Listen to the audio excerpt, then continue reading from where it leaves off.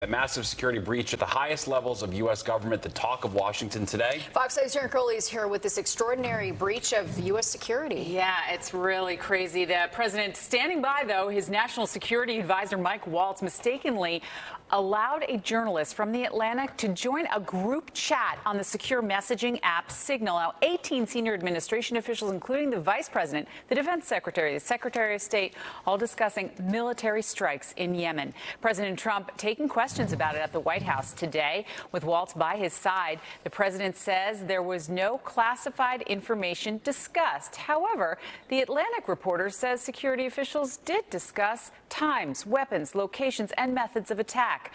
Pressure is mounting on the White House over this mishap. President Trump forced to address the issue a short time ago.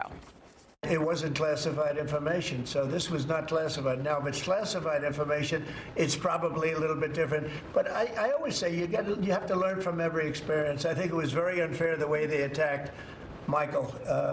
He's a good person. We have our technical experts looking at it. We have our legal teams looking at it.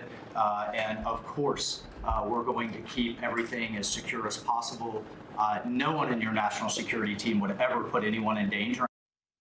Well, Democrats are demanding a full investigation into how a journalist could have inadvertently been invited to chat about a military attack. Now, during a previously planned Senate hearing, Democrats were grilling DNI Director Tulsi Gabbard and CIA Director. Both were on that group chat. I want to go back to what I addressed at the outset. I mean, this was not only sloppy, it not only violated all procedures, but if this information had gotten out, American lives could have been lost. And finally, just please, my communications, to be clear, in a Signal message group were entirely permissible and lawful and did not include classified information.